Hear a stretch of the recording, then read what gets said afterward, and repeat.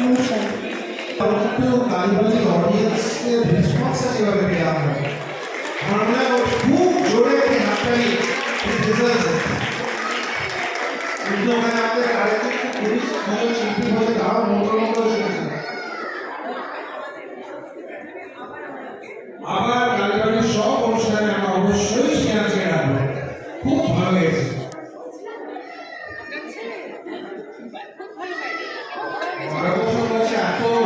এত বলা খুব সুন্দর হয়েছে।